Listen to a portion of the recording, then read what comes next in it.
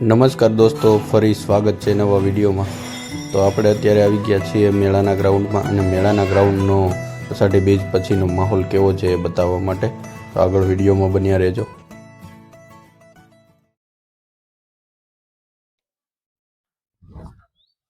તો દોસ્તો આ ડોમ છે અત્યારે અહીંયા જલપરીનો અને અહીંયા પણ લાખો લોકો જલપરીને જોવા માટે સ્પેશિયલ આવ્યા હતા।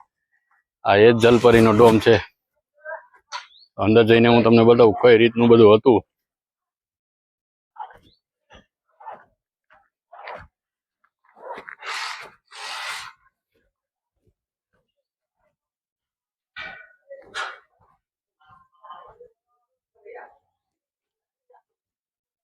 તો દોસ્તો આ ટાઈપ હોય છે જલપરી। અહીંયા તમારા સામે નખરા કરવા આવે છે ને ત્યારબાદ અહીંયા ઉપર નીકળી જતી હોય છે, એટલે આપને એવું થાય છે કે જલપરી ક્યાં જતી હશે, પણ શ્વાસ લેવા માટે અહીંયા ઉપર નીકળી જતી હોય છે।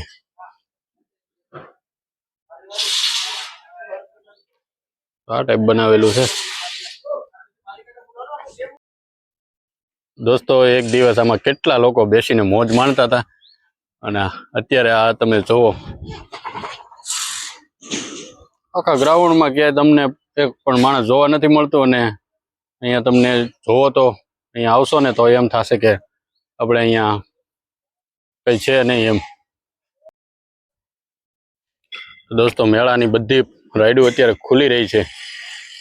સામે તમે જોવો મોતનો કૂવો છે અને એની બાજુમાં નાવડી છે। નાવડી પણ અત્યારે થોડુંક આમ બાકી છે, બાકી બધું તો એમાંથી ખોલી નાખવામાં આવ્યું છે અને આ બ્રેક ડાન્સના બધા અહીંયા બેસવાના પેલા પડેલા છે।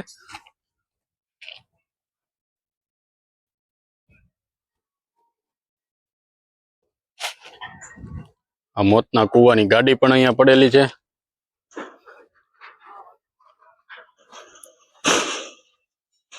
મોતના કૂવામાં આ ટાઈપ ગાડી હોય છે।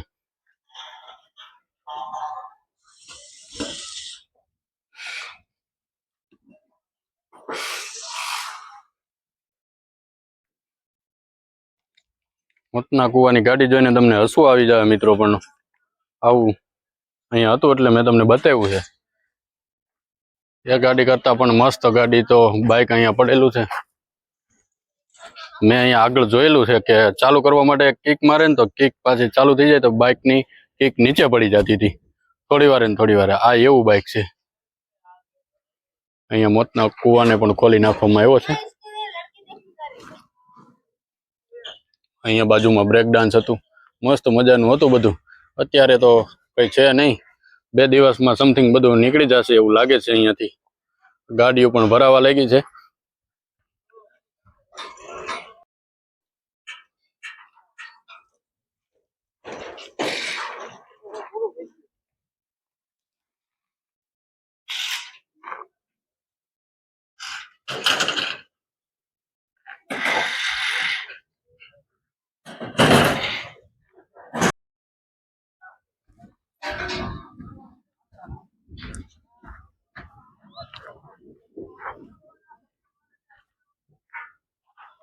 અહીંયા 2 મિત્રો છે ને એ આપણા મિત્રની જેમ રહેતા હતા। આખા મેળામાં અમને અહીંયા ઉપર ચડીને બધા શૂટિંગ લેવા દીધા છે।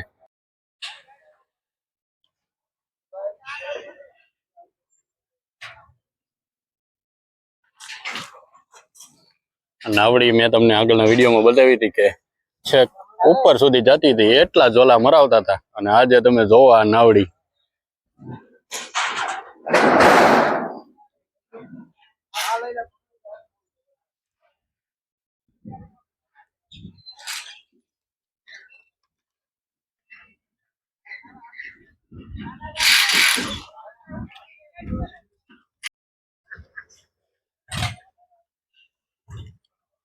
અત્યારે લોકો નથી તો આ એકલા ફરે છે। નાના બાળકો માટેની આ બાઇકો છે।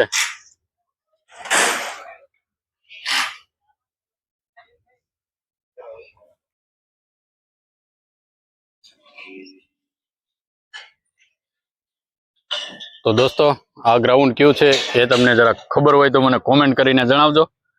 અહીંયા અત્યારે ડોમ ઊભો કરેલો હતો, આ ડોમ અત્યારે વિખાઈ ગયો છે। અહીંયા હું તમને આજુબાજુમાં પણ બધું બતાવી દઉં છું।